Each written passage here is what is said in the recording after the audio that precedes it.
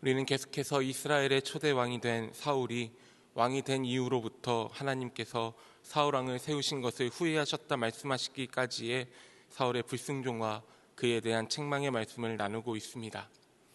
오늘 본문은 아말렉과의 전투 후 사울과 사무엘의 만남과 대화를 담고 있습니다.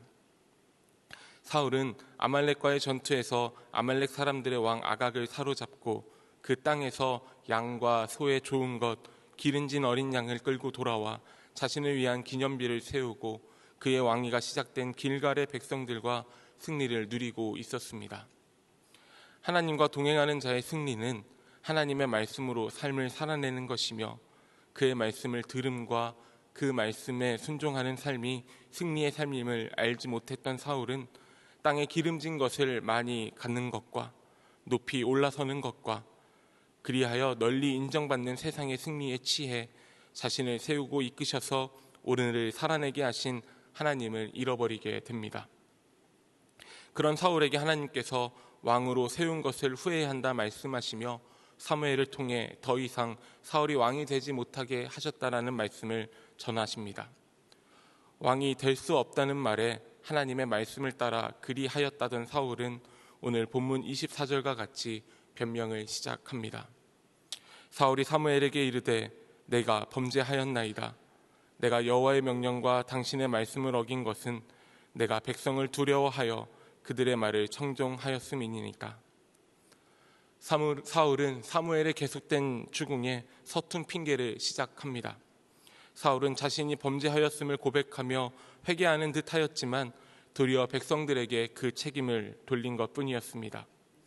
사울은 자신의 욕심을 더 깊이 숨기려 하였지만 하나님의 말씀에 불순종한 사실만 더욱 선명히 드러날 뿐이었습니다. 여전히 회개치 못한 사울의 모습은 하나님이 그를 버려 왕이 되지 못하게 하시고 그의 아들이 아닌 다른 사람에게 왕국을 넘겨주실 것이라는 사무엘의 말을 두려워하지 않고 있음을 우리는 다시 볼 수 있습니다. 서툰 그의 변명은 마음의 중심을 보시는 하나님과 하나님의 뜻을 들고선 사무엘 앞에서 무용한 것이었습니다. 한 가지 그의 변명을 되돌아볼 것은 사울의 그릇된 선택이 백성들을 향한 두려움으로부터 시작되었다는 그의 호소입니다. 백성이 두려워 그들의 말을 듣고자 하나님의 말씀에 불순종했다는 사울의 변명은 하나님이 아닌 다른 것을 하나님보다 더욱 두려워했을 때 우리 삶에 어떠한 결과가 펼쳐지는지에 대해 다시 한번 고민해 보게 합니다. 우리가 하나님이 아닌 다른 것을 하나님보다 더 두려워할 때 우리 삶은 필연적으로 하나님보다 더 두려운 그것을 하나님보다 크게 역사하고 있음을 인지하게 합니다. 배고픔과 목마름, 외로움과 배제됨, 그리고 내일의 삶에 대한 근심같이 인간된 우리가 도무지 해결할 수 없는 근원된 두려움은 하나님의 말씀을 듣고 따르며 살아가고자 다짐하는 우리에게도 여전히 두려움으로 남아 있습니다. 그러기에 우리는 가진 것 없음이 두려워 하나님을 따르는 삶을 포기하지 않도록, 세상에서 인정받지 못해 뒤처지는 것이 두려워 하나님의 말씀을 포기하지 않도록, 하나님 아닌 다른 것으로 내일에 대한 염려를 기대하지 않도록 끊임없이 하나님의 은혜를 구하여 살아가야 하는 줄로 믿습니다. 다급한 마음에 회개가 아닌 변명을 늘여놓은 사울은 자신의 죄를 용서해 달라는 부탁을 한 후에 한 걸음 더 나아가 자신과 함께 돌아가서 여호와께 경배하자고 이야기합니다. 본문 30절의 말씀입니다. 사울이 이르되 내가 범죄하였을지라도 이제 청하옵나니 내 백성의 장로들 앞과 이스라엘 앞에서 나를 높이사 나와 함께 돌아가서 내가 당신의 하나님 여호와께 경배하게 하소서 하더라. 사울은 다시 한번 자기의 범죄를 인정하지만 그럼에도 사람들 앞에서 자신을 높일 수 있는 예배를 인도해 줄 것을 사무엘에게 요구합니다. 여전히 나를 높여 달라는 사울의 부탁을 통해 제사와 예배의 목적이 하나님의 말씀을 듣고 순종함에 있음을 알지 못하는 자의 그릇된 모습을 우리는 볼 수 있습니다. 예배의 자리는 여전한 두려움이 우리 삶에 있기에 다시 따라 살아갈 수 있는 하나님의 말씀을 듣는 자리입니다. 그 말씀을 따라 순종하며 살아가기로 다짐하며 우리가 그 다짐대로 살아갈 수 있도록 부으시는 하나님의 은혜를 누리는 자리가 예배의 자리에 있습니다. 그렇기에 삶의 현장을 뒤로 하고 영과 진리로 드리는 우리의 예배는 우리 삶의 이유와 목적이 됩니다. 사울에게 있어 제사는 하나님을 향한 간절한 순종과 들음의 자리가 아니었습니다. 그저 자신이 여전히 하나님과 동행하고 있는 자임을 백성들 앞에 드러내고 나타남을 통해 인정받고자 하는 수단에 불과했습니다. 하나님, 그리고 하나님을 예배함은 스스로 우리 삶을 지킬 수 있는 것이라 여긴 다른 그 무엇을 우리 삶에 획득하기 위한 수단이 될 수 없습니다. 하나님의 말씀을 듣고 그 말씀을 따라 치열히 살아내고자 지켜온 우리 삶이 도리어 하나님을 예배할 수 있는 수단이 될 뿐입니다. 이어지는 본문의 말씀에서 사무엘은 사울과의 예배를 승낙합니다. 사무엘은 사울과 하나님을 경배하고 아말렉 사람의 왕 아각을 끌어와 처형합니다. 사무엘은 우리 삶에 하나님의 말씀을 듣는 것이 우리 삶을 지키는 길이며 그 말씀을 따라 순종하며 삶을 살아내는 것이 승리이고 하나님이 기뻐하시는 예배임을 알았기 때문입니다.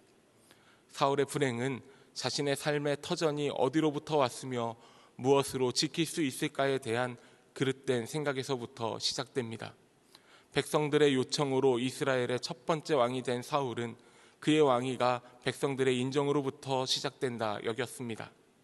그렇기에 백성들에게 인정받는 것만이 그의 삶을 지키고 그의 삶이 평안할 수 있는 길이라 여겼습니다. 그에게 있어서 포로로 잡아와 살려둔 아말렉 왕 아각과 아말렉에서 뺏어온 좋은 양과 소, 그리고 자신을 위한 기념비, 또 사무엘에게 청한 그릇된 예배까지 모두 백성에게 인정받는 방법이었습니다. 그 삶을 지키고자 한 거짓된 욕망에서 시작됩니다. 하나님께서는 하나님의 자리에 다른 것을 세워 그 삶이 평안할 수 있을 거라 여기는 우리 삶의 모든 우상을 거절하십니다. 우리는 하나님 없이 평안할 수 없습니다. 우리는 하나님 외에 다른 것으로 우리 삶의 자리를 지켜낼 수 없습니다. 하나님이 아닌 다른 것으로 우리 삶을 지키고 우리 삶의 평안을 찾고자 할 때 오늘 사울의 왕이와 같이 우리는 그것으로부터 시작된 불안을 삶으로 견뎌내야 할 뿐이며 그것으로 말미암은 위험과 아픔, 처절한 고립을 경험할 뿐입니다. 하나님이 아닌 다른 것으로 우리를 지킬 수 없습니다. 하나님의 말씀을 듣고 그 말씀에 순종하는 것 아닌 다른 방법으로 내 삶을 지키려고 할 때 오늘 사울에게서 왕위가 떠나감과 같이 우리는 우리 삶의 터전을 잃어버릴 뿐입니다. 하나님이 인정하시는 삶의 승리만이 우리 삶의 평안을 가져다 줍니다. 세상이 승리라 여기는 영원하지 않은 것들은 끝내 무용한 것으로 우리 삶의 허무함만 가져다 줄 뿐입니다. 예수께서는 우리에게 이렇게 말씀하십니다. 몸은 죽어도 영혼은 능히 죽이지 못하는 자들을 두려워하지 말고 오직 몸과 영혼을 능히 지옥에 멸하실 수 있는 이를 두려워하라. 고된 오늘의 삶에 무엇으로 그 삶을 지켜내고자 하십니까? 이 새벽 이 자리로 올라와 구하는 간절한 기도의 제목은 어디에 있습니까? 오늘 말씀을 얼마만큼 알고 있는지, 오늘 말씀은 내가 얼마만큼 알고 있는지, 얼마만큼 갖고 있는지, 얼마나 많은 사람들에게 영향력을 펼칠 수 있는지, 나의 존재와 나의 쓸모, 나의 가치를 스스로 증명해야 하는 오늘날 우리의 삶에 내가 끝내 무용한 존재가 아닌 귀하고 복된 존재라 만족하고 인정이 오직 하나님께 있음을 다시 깨닫게 해줍니다.